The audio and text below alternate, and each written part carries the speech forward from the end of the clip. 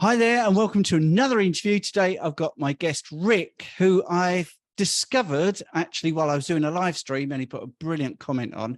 And I am going to start with the question I ask absolutely every guest. Hey, Rick, why did you become carnivore? Basically, I did it as a dare. It was just something that I wanted to do just to prove a point. Right, you did it as a dare, but there's something interesting about your story, because how long ago was that dare? 1983.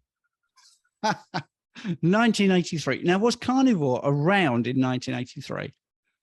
Well, I think carnivore has been around since human beings have been around. But really what it was is that in 1983, and that was about a year before they had that famous Time magazine article that I remember seeing in the store that had the frowning bacon and eggs on it and saying how bad cholesterol was. But what it was to me was just a way of going against what everyone was telling me. My parents were quite health conscious, especially my dad, and they were saying that eating too much red meat was bad for you, eggs were bad for you, and they even got rid of the butter and were using margarine. And of course, lard, that was the worst thing you could ever eat.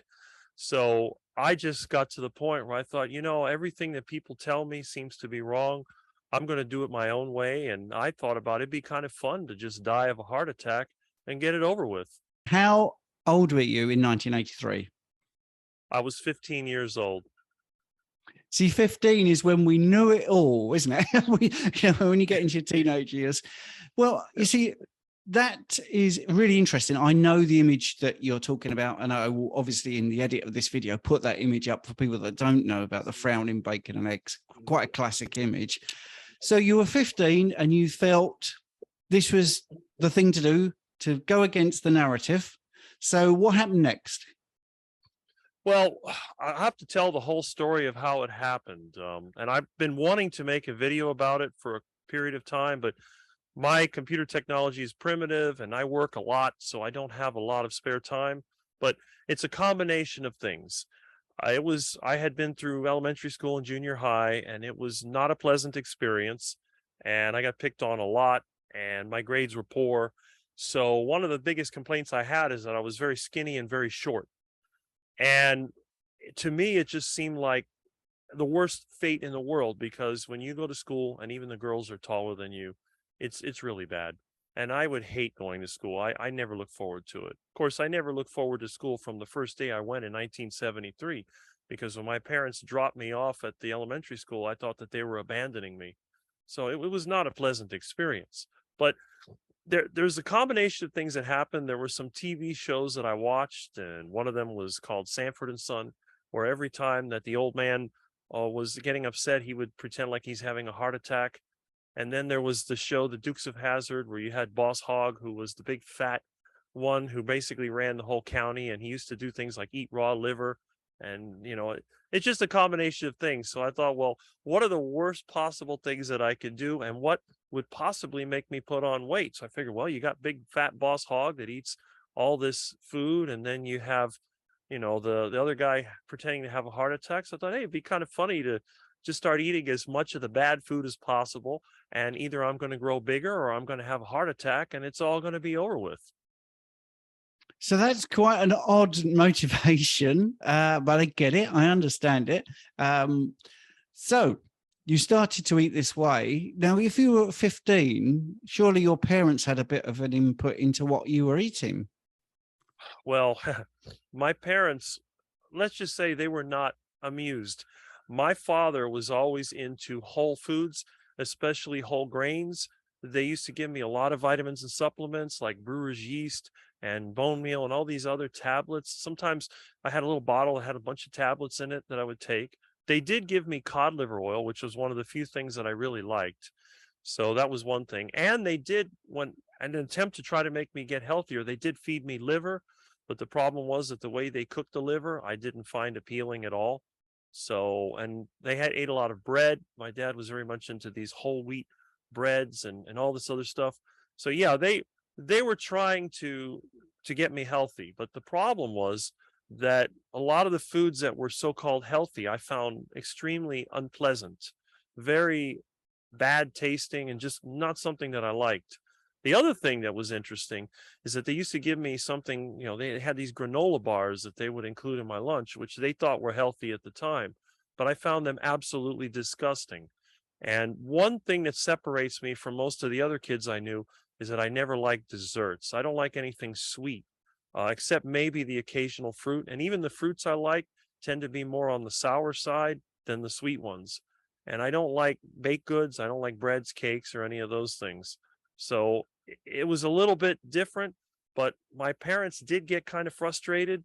And when I switched to, more meat, more fat and all that, they were convinced that I was basically crazy. But it shows that they're interested in health. Actually, your story is very similar to mine. My mum was very much into skim milk and whole grains and all that sort of stuff. Sadly, died of colon cancer. Didn't eat red meat. Didn't eat fat. I lost my dad as well at the same period of time. So you've given us a little list of what you didn't like. So what was there a particular couple of meals that you really like? Because I think when you're 15, you end up with quite a minimal palate where you want to eat the same things. Well, that's for sure. It's funny that you mentioned that your mother had colon cancer, because that's, I think, what took my mom out at the end. And she hated red meat. And yeah, so I know that familiar story. What I liked the most was beef. When I was a kid, my parents, we didn't eat out much, but when we did, we went to a place called the Sweden House Smorgasbord, and it was a buffet style restaurant.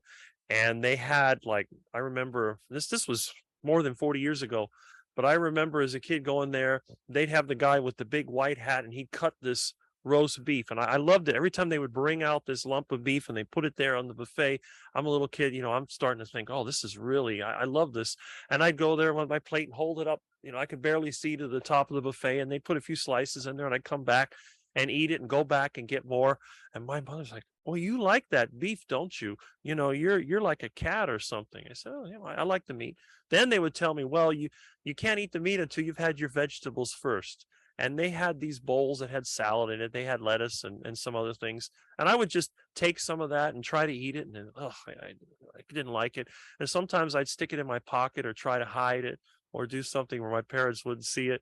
So that way I could go and hit the meat. And then they had the Swedish meatballs, which were also beef. I used to love those. And the fried chicken, which I also liked, and the frog legs.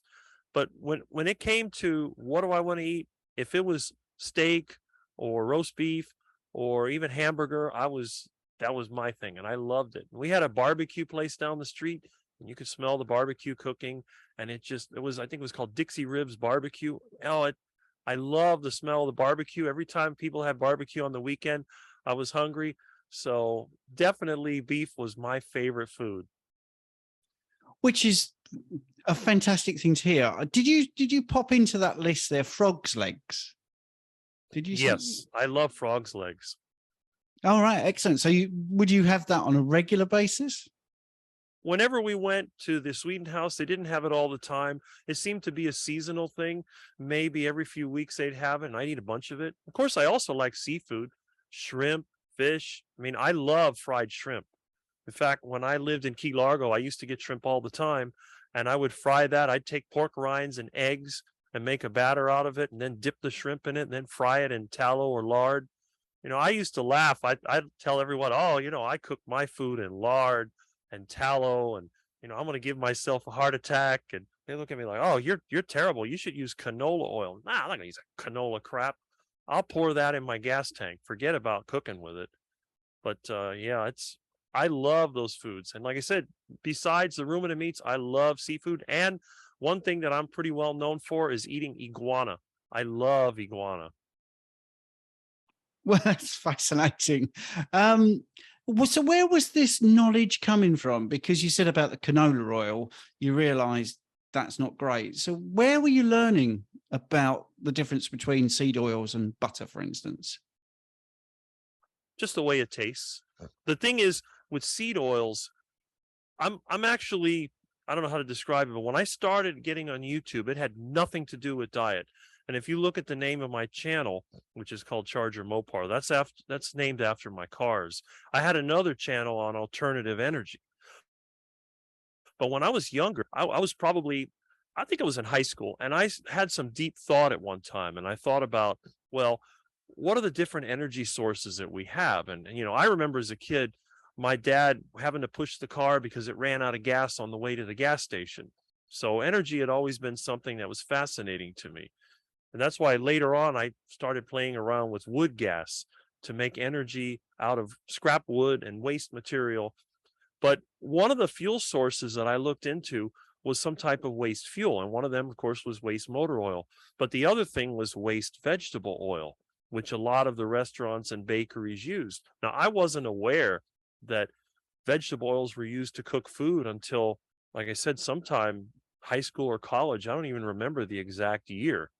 But when I looked into it, I started to find out where I could get used vegetable oil to refine into a fuel. And what I noticed is that when the oil was used, not only was it darker, but it had sort of a chemical smell to it. It was almost like paint. The stuff would dry out and it would harden. And I would think about that when I see it. And of course, I cook with lard and tallow all the time, but the lard and tallow is different. When you cook in your kitchen with lard and tallow, you don't get all of the grease and the buildup. Now, my kitchen, I clean it like anyone else, but I don't have that. But a lot of times when I go and I have to work with this oil, I get this stuff all over me. It gets on everything and it hardens. When I put it in my fuel tank, it forms a layer inside because of the oxidation. And then sometimes it would clog up the engine, rust the injectors, and so on. So when I started to look into this stuff, I thought to myself, wow, people are using this as a food. Not only are they cooking with it, but they're using it to make salad dressings and to make, product, all different products. They use it for mayonnaise. It's like, why would you eat this horrible stuff? And then that's when I started to think, this is probably not the way to go. Now, again, I still believe that it was probably heart healthier because it didn't have cholesterol in it. And at that point, I was still thinking cholesterol was to give you a heart attack. But, I don't know. I didn't put the pieces together. In fact, it's only been recently that I've really seen the danger of these seed oils. Yeah, and I think you're way ahead of your time talking about the seed oils, which is really good. And I absolutely agree with when you talk about cleaning up, because I find cleaning up in the kitchen much easier with tallow and with lard. And even the big corporations like McDonald's used to use tallow. And I think in the 80s, when they switched to vegetable oil, they then had to start employing industrial cleaners to clean up their kitchens, because it is such a difficult operation to clean up after the vegetable oils, whereas it wasn't before when they had tallow. I don't know if you knew that. Anyway, I'm sure you did, because you seem very interested in everything at the moment. So you were 15 and you were going against the tide. So could we go a few years in? How did this develop, this way of eating? Well, I'll tell you that how it really started. Once I came to this conclusion, there was a couple of things that happened to me that kind of pushed me over the edge. I mean, first of all, I had finished junior high, and that summer I was not looking forward to high school because, I figured, well, I've been picked on so many times. Here I'm going to go to high school. And now not only do you have kids that are bigger than you, but they're also more mature. They're practically adults. And I look like somebody from elementary school. And I thought, boy, I don't want to go to school. So I thought maybe I could get sick or something and not have to go to school. Well, it kind of worked out that way because my mom she was actually, I think she was over at the university getting some courses for her teaching certificate. She was a school teacher for most of her life. And then my dad was working as a mechanic. So they weren't home much over the summer. So that summer, I was pretty much by myself. But on the weekend, my dad was trying to build a carport on the side of the house. Well, that one weekend, I remember I was trying to help him to build the carport. And somehow one of the boards was loose and I fell through and I landed on a sawhorse and I fractured my arm. I didn't break it all the way through, but I had to hold it in a sling. So I couldn't really do anything. And then with my parents not being there, there weren't that many food options available. And I didn't know how to cook either. So I started to think about it. I had this idea and everything just kind of came together. I was watching a TV show. I don't remember which one it was. Honestly, I think it might have been Doris Day or one of those shows they had reruns, because I also would watch cartoons because I love cartoons, Looney Tunes and Tom and Jerry and all that. And I saw them using lard to cook with. They had, I think it was chicken in there or something like that. And they were putting lard in the pan and they're cooking it up. I thought, oh, that's an idea. And we had some lard. It's just one of those things that had been forgotten, was stuck in the refrigerator. I remember seeing it. My mom's like, well, you're going to have to cook for yourself. Okay, well, how hard can it be? And they tried to show me how to cook, spaghetti and all that. But I tried that and it just, let's just put it this way. I ended up burning it and I threw it outside of the ducks. And then I finally said, that's it. I'm done with this. I'm just going to cook some of this meat. And that was really easy because one of the easiest things in the world to cook is meat. You just turn on the heat, throw it in the pan, and then push it around a little bit, flip it over. And when it smells good, it's ready to eat. And that's what I started doing. I started cooking for myself. Now, my parents normally didn't buy that much meat, but meat was pretty cheap back then if you knew where to go. I remember they went to the Grand Union, I think, the Winn-Dixie, a couple other places. So my mom said, okay, we'll just buy you some meat. And then, because, you're going to be stuck by yourself for a few weeks until you get better. And that's what they did. And I started cooking meat and I really started to like it. Now, at first, I was still making hamburgers with the bread. But then the other thing is I was like, well, we don't have much bread. And then they would run out. So I thought, when I made my first hamburgers, we still had some bread. And my parents were very health conscious, so they ate this whole wheat bread.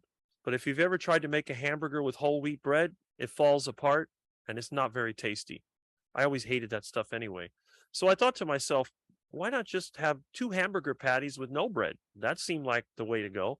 And that's what I did. And what I would do, I would take a piece of a tomato and put it between 2 hamburgers and eat it like that and put some cheese on top. And that's it. But then eventually it was like, well, why do I even need the tomato? Because we ran out of those. I just started eating the meat with a little cheese and that's it. So that's what I did. It just turned into, eat the meat and nothing else. So this is fascinating for me because I can remember doing something very similar because my mother had granary bread. That's what we called it, with all the grains in and all that sort of stuff. And I saw a Eddie Murphy stand up where the boy wanted a McDonald's, but the mum made it at home, made him a McDonald's and actually put bread and cut it into a circle, made the bun out of bread. And I actually tried that at home and exactly the same thing happened. It just fell apart. That's interesting. Right. So we got past high school. So then what happened when you sort of entered into adult life? How did this diet then progress? Well, what happened, once I've gotten used to it, it just became a way of life. And one of the first things I did after high school, before I went to college, I had a job. My first job was actually working at a plant nursery where they did landscaping. And I remember at lunchtime, I'd usually go home to eat lunch. But then I thought, well, sometimes we're working far away and it's a long way to the house. So what I started doing, I started making a beef stew, putting it in a container and keeping it in a cooler, and then putting it on the engine to cook it up. So I started to learn how to use the engine to heat up food. So it became pretty much, I would eat at home. I'd have lunch either at home or on the road. And I just kept eating the same way over and over and over again. It just was so simple. There was nothing to it. It was inexpensive and it was quick. It wasn't like, oh, what do I have to eat? What I'm thinking about, what do I need to eat? No, it's just, okay, it's time to eat. It's like putting fuel in a piece of equipment. You put it in and you keep going. So it just naturally went on. I didn't even think about it. And was there sort of outside influences? One of the biggest things I think is wrong in the world is we're saturated with this misinformation about all these different things to eat. Were you not tempted to go and eat plant stuff and more pasta and rice, boil in the bag rice and all these sort of things? Did it not tempt you at all? No. See, I'm not tempted by any of that stuff. All that stuff that's made from seeds and roots and all that, I call it duck food. And I am a duck fanatic. I love ducks. Everywhere I live, I always have a bunch of ducks around me. So whenever there's something I don't like, I say, oh, that's duck food. I said, the meat is for me. Everything else is duck food. So there's no temptation. It's like if you go out to eat, you may have clients or people that that take you out to eat. Well, I'll usually go there and I'll have a steak or a piece of meat. Oh, you want to try this whatever. I'm like, nah, it's duck food. I don't want that garbage. It's like one time I got dragged to a place called Olive Garden, and I said, there's nothing here that's edible. What's the point? Oh, you're a caveman. You just want to eat a big piece of meat. And yeah, that's what I want. I want to go somewhere I can have a nice big piece of meat. I don't want to eat a bunch of duck food, a bunch of seeds and roots and whatever else this stuff is. So you mentioned clients and your social circle, which is very interesting. And I love the fact you were confident enough to say, there's nothing edible here. It is duck food. Did you never feel the pressure was such an amount that you had to give in? Or you're quite an unusual person in being able to stick to your guns? Is that your personality, that once you've decided something, you find it pretty straight to just tell people how you feel? Pretty much. Once I got to that point, and it really happened after 1983. Before that, I would try my best to try to do what other people wanted me to. And I thought that if I just did what they told me, that everything would go well. But it always turned out that I was the one that got picked last. I was the one that got made fun of. I was the one that everybody was making a joke out of. So I thought to myself, you know what? If I'm not going to be accepted by anybody, who cares? I'm going to do whatever I want, and that's it.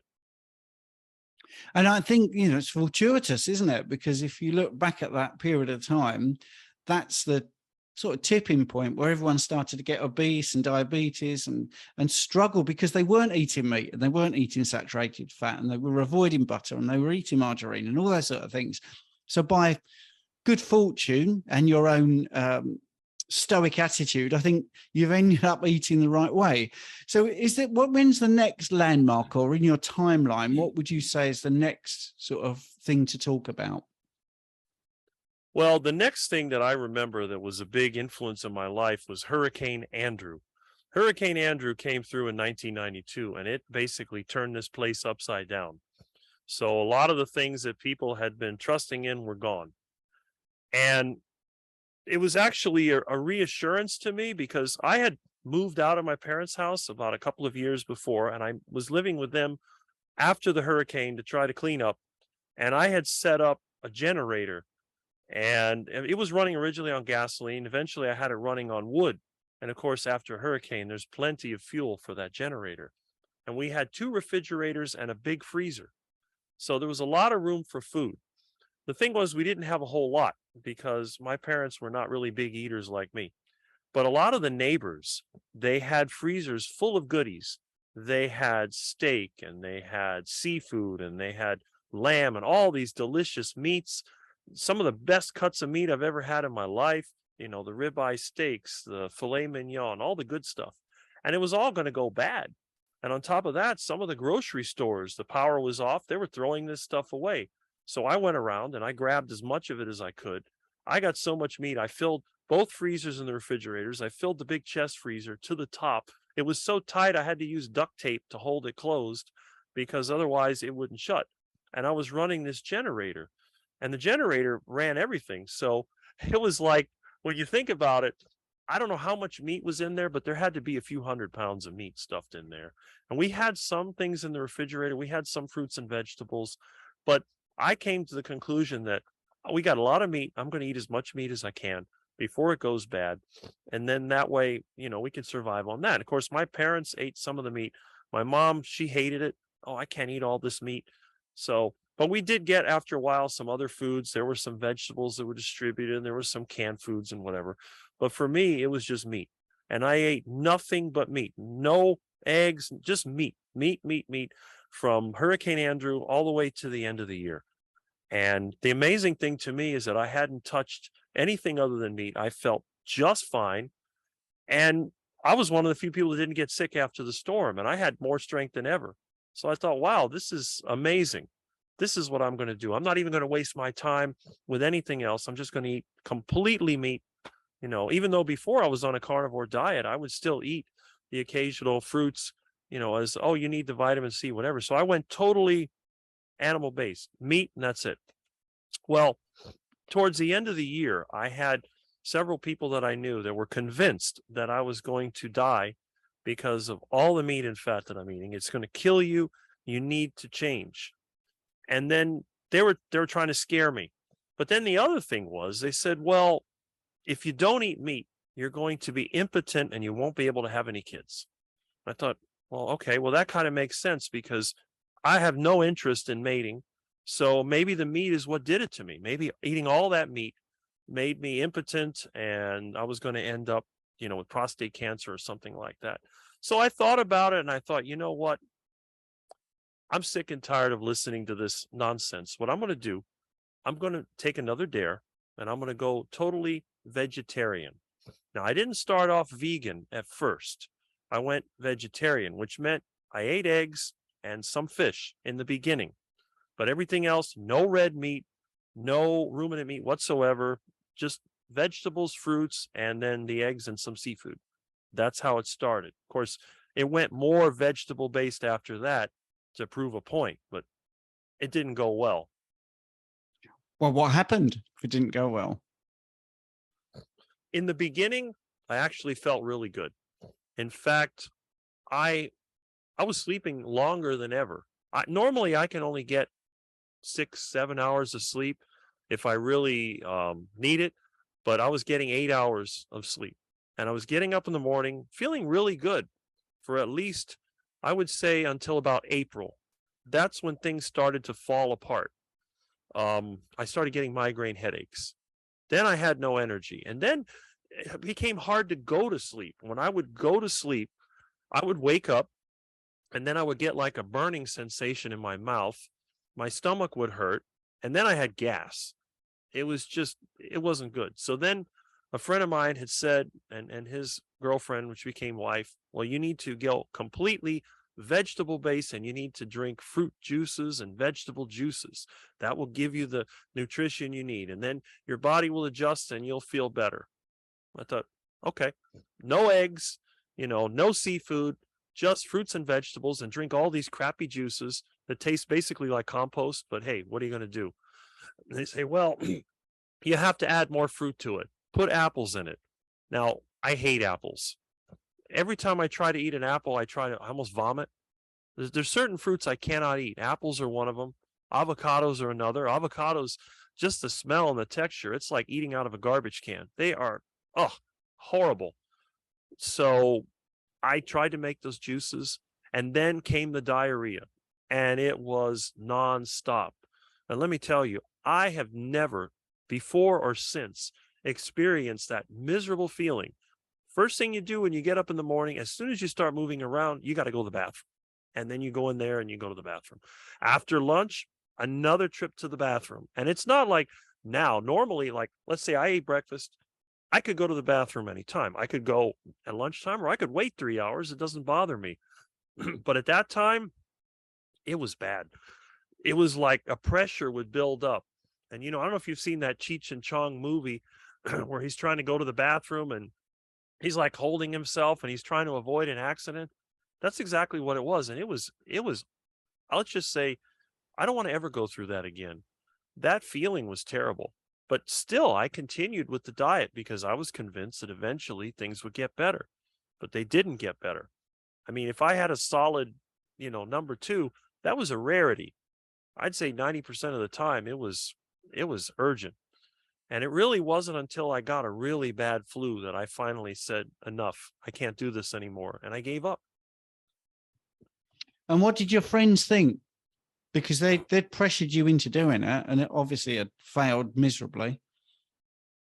They thought that I was making it up. They said, oh, you're only doing that because you just want to go and have a steak and you don't want to continue with this healthy vegetarian diet. Like, okay, well, it may be healthy for you, but it's not for me. I can't do it anymore. And the one friend I had who was vegetarian, he was in good shape. He'd go to the gym. He looked good. I was skinny like I am now. And they'd laugh at me. Oh, you're eating meat and you look like that. But of course, he's no longer vegetarian. What happened to him? Basically, his digestive system went down the drain. He got Crohn's, I think it is Crohn's disease, I think is what they told me. And it's just bleeding. I mean, I heard the story of it because I hadn't seen him for years. And then all of a sudden I see him. He looks like a totally different person. What happened to you? And he tells me this sad story. Like, wow. But then he had mentioned to me, he says, Rick, you look almost the same Really? Okay. So, after all those years, it makes you feel better. It's like, well, I guess I didn't do the wrong thing after all. Yes, I mean um, you're very magnanimous there because I think if I'd been pressured into vegetarianism and had all your problems, migraines, no energy, no sleep, waking up with a burning sensation in your mouth, gas, diarrhea, or getting the flu, I think I might have been a bit stronger with my opinion, But anyway, I think that's pretty good. So now you've got to about 25 and you've tried the vegetarian thing. All your friends have, well-meaning, tried to get you to eat in a way that they believe is healthy, and you've tried it and you've proved them wrong, even though they don't believe you. So what happened next? Well, I had gotten so sick with the flu. My parents both got the flu. Actually, if I remember correctly, I think one of them got it first. I think my dad got it first, then my mom, then me. And I was out of commission. I couldn't eat anything. I'd throw up. And just the thought of food made me feel sick. And I couldn't go anywhere. I mean, I'd walk around, the room would be spinning. I'd feel dizzy. It was probably the worst experience I've ever had. But after about 5 days or whatever of being totally miserable, we had run out of food because no one was able to go to the store. One morning I got up and I thought, I'm standing up. The room isn't moving anymore. I don't have any energy, but I can walk around. I go to the kitchen. I look in there. I'm thinking there's a few veggies in there and there's some canned stuff. I go, ugh, I don't want to eat this. Then I start getting this idea. You know what? I would love to have bacon and eggs. That would be good. But we don't have any bacon, but at least maybe we can get some eggs. And I looked in there and there were no eggs. So I thought, man, I got to get some eggs somewhere, but I couldn't go to the store. I wasn't going to drive down there feeling like that. I walked out the front door. I walked off to the side and I saw a duck running around the yard. And I go, wait a minute. This is that time of the year. It's summertime. They might be laying eggs. And I looked under the lounge chair and I saw a nest with eggs in it. I go, finally. And I got those eggs. I think it was 3 or 4. I don't remember exactly. And I had some butter in the freezer and I cooked them up and I ate those eggs. And probably 2 hours later, I got up again and I walked outside and everything seemed good. I go, okay, I feel a lot better. Later on that day, I got in my car. I drove to Winn-Dixie and I got some marked down meat. I think it was like 79 cents a pound. It was really cheap. And I cooked up some thin steaks. And I had also bought dozens of eggs. And, I was like, and I started eating again. And my mother was looking at me, how can you eat that? All that meat. I said, I don't know. That's what I want to eat. And from that moment on, I couldn't go back to the vegetarian diet. There's just no way. I will never do that again. Yeah, and I think that's obvious, isn't it? If it's made you feel that bad. So let's move into the 2000s. You're still eating this way. What was the next big landmark when you think about the way you're eating? Because still at this point, we're not really talking about anyone saying the carnivore diet but I do think Atkins was sort of looming in the background. Yes, I remember that the Atkins diet was mentioned at times, but it seemed different to me because the Atkins diet was not really a carnivore diet from what I could see. It seemed to be more of a low carbohydrate diet, which I had never really thought about, but I did know someone. Now, when I had my business, I had one employee that he struggled with weight all the time. And I remember he had tried the Atkins diet and he saw the way that I eat. I'd go out to my truck and I'd put a steak on the engine and they'd look at me like, this guy's a nut. Who in the world cooks on their engine? And also my truck had a wood gas generator on it. And one of the radiators that cools the gas, you could use that for roasting meat. So, I'd start my truck up and then it smelled like a barbecue because, first of all, I was running on wood. And second of all, it smells like meat. And he always looked at me, he says, I don't understand it. And I like to eat outside a lot of times because I don't like offices. It's the modern offices I hate. The older ones I don't mind, like those 1950s offices with the big windows that run down the side. We had a lot of places here that had no air conditioning. When I went to school, there was no air conditioning. So I don't mind that, but I like eating outside because when you're inside all day doing IT, especially in a server room, you have that air conditioning, you have those fans going. It's just like a constant, and that fluorescent light. And it's just, they make these spaces as ugly as possible. You know, I like to be in a place that has a lot of different things. If you look around my home, there's books everywhere. There's all kinds of old items. I mean, I deliberately use old things because I like a variety. But when I would go to eat, I'd go outside, I'd eat my steak. So I'm out there at my truck with a 2-pound steak, chewing on this thing, no knife, no fork, or nothing. And he's looking at me, he says, I don't know how you stay so skinny. You eat all that meat and all that fat. But then he was the one that went on the Atkins diet. He says, oh, I'm losing weight on the Atkins diet. Well, that's good. But then he gained the weight back because for some reason the Atkins diet was not long-term sustainable, at least what he was telling me. And I said, well, I've eaten meat for years. You know, I ate meat for 10 years straight and now I'm eating it again. It's perfectly sustainable for me. But for him, it wasn't. I think a lot of it was that his wife used to love to bake, and I guess they had all those breads and baked goods and whatever. And they love pasta because I think their family was part Italian. So, you know, but that was the only person I know that ever tried the Atkins diet. The other thing I knew about the Atkins diet is they used to sell frozen foods in the grocery store, and I would see that with Atkins name on it. And I look at that and I go, Atkins lasagna? That doesn't make sense. You know, I always thought of lasagna as duck food.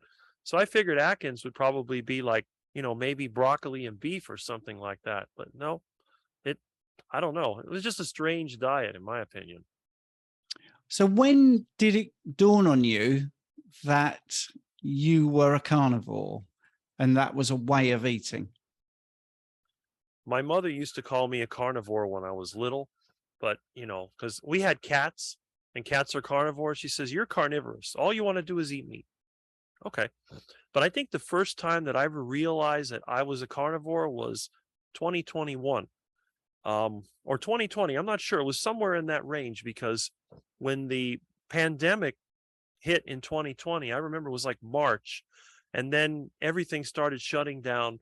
They didn't want you to leave the house. People were wearing masks. You couldn't go here. You couldn't go there. You had to line up to go to the grocery store. And I was kind of stuck at the house. So if I wanted to do any work, I had to do it online. And, you know, you do work online. I don't like sitting in front of the computer. But I started to look on the computer and I started looking at different things. And then I don't remember what it was, but somehow I was on YouTube. I was looking up something and I saw, what was his name? Saladino. All So right. Yeah. it says Carnivore MD. So you got this guy without a shirt, nice physique, running around acting silly, and he's eating meat.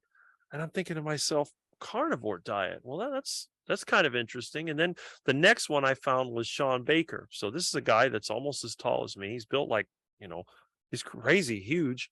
And he's talking about eating just steak. I'm thinking, well, I do that too. And then I just started looking around. Then I think the next one, I don't know, might have been Anthony Chafee or whatever. But he was the first one that actually responded to me because I tried writing these people. And I think was it Ken Berry is another one I found. I start finding all these carnivore people because you know how YouTube is. Once you like a video on one subject, then they start recommending other videos on the same subject. So I started watching these more and more. And by 2021, I was watching them on a regular basis. So, but that was the first time I was aware that there is actually a carnivore diet, even though I've been eating this way most of my life. And do you feel fit and healthy? Have you had almost a decade of eating meat? I know you had the vegetarian odyssey for a bit. How would you assess your life as a carnivore when it comes to your health? Well, compared to everybody else my age, I am the least unhealthy. Let's put it that way. Now, I don't know. I may die tomorrow. I could drop dead of a heart attack. I haven't been to a doctor since 1986. My teeth could fall out. I haven't been to a dentist since 1986. So I don't know. I may be extremely unhealthy. But let me put it to you this way. I do a lot of physical work. And a lot of times I'll have to move things back and forth. I got to walk back and forth, whatever. I've had to push my car or truck when it breaks down. And I can do things without getting tired, where a lot of people I know that try to do the same thing, they can't do it. In fact, I know people that can't even talk on the phone and walk at the same time without breathing hard. Me, I can talk and I can do things. I don't have a problem. My blood pressure is lower than anybody else I know. It's usually about 90/60. which was another reason they told me that I was going to have a stroke, because my blood pressure was too low. This is what I was told back in the 90s when I used to go to the doctor. So, and then it might be genetic, but I have a full head of hair. I don't color it, and there's no gray hair, and it hasn't fallen out. So, I don't wear glasses. I can see just fine. I'm basically like I was when I was 25. So I don't know what my health really is, but I feel good. Well, I think you summed it up there, because, full head of hair, you're not needing to diet, you're not needing glasses, you're not getting out of breath. That to me is health. Not going to the doctor since, 3 decades ago. That's sort of an indicator that you're pretty healthy. I think I might have misheard you. Did you say that you're nearly as tall as Sean Baker, or he's nearly as tall as you? I'm 6'6". I am 6'6". Right. Okay. Now, I'm going to go back. As you know from before we started the interview, I don't take any notes. So 6'6". But from the beginning story, it sounded like you were picked on a lot at school. And I just assumed you'd be quite a small person. Were you small at school then? I was the shortest. I was the second shortest kid in junior high. There was only one kid that was shorter than me, and he's basically a midget. So yeah, I was the shortest. It was bad.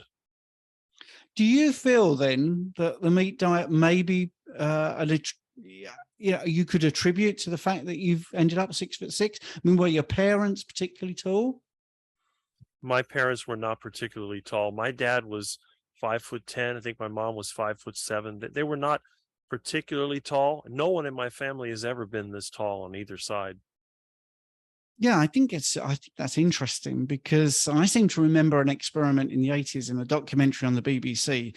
I don't watch the BBC anymore and don't believe them, but in the 80s, I think they did an experiment or followed a family where they fed their children just protein, and they ended up really very tall and very strong. So you might be showing that, because you're still growing, aren't you? At 15 and 16, you haven't finished, your bones still grow until I think about 25. But anyway, that's brilliant.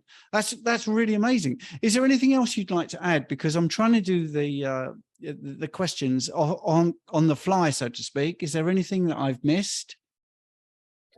Well, no, that's pretty much the whole story. The thing is, as you mentioned, I didn't say much about it, but I did grow a lot taller. And I think that's another reason why by the time that I finished high school, I went from having basically C's to having a straight A average, because no one was picking on me anymore. And I think my mind was just working so much better. My anxiety about going to school completely disappeared, and I no longer felt like I was helpless. So the diet, and I think I used to be more shy when I was younger, but as I got older, when I was younger, I would get afraid to get in front of a class or whatever. I actually took drama class as a way to avoid physical education, and I'd get up in front of everybody, and it didn't embarrass me anymore. So I think the diet had many long-ranging effects, and I think it was more than just the physical effects. I think there's also mental effects that went with it. So if someone's on the fence about carnivore, you are definitely proof that it's sustainable. But if anyone was on the fence about carnivore, would you give them some advice as to why it's worth trying? Well, think about it. I tried a vegetarian diet, and I was eating carnivore for about 10 years at the time. What do you have to lose? I mean, obviously, if your religion or other beliefs won't let you do it, you don't have a choice. But if you're open-minded to try it, you have nothing to lose, really. You may discover that some of the issues that you've had to deal with for most of your life will go away. Or you may not like it, but it's not going to do any permanent damage. Why not try it for a few months? Why not try it for a year? If you don't like the diet, you can always switch back to eating the duck food. Wow, that was really interesting. I love that guest. Absolutely amazing. If you like stuff like that, don't forget to look at this video next. And while you're at it, look in the description, download the Carnivore Experience app.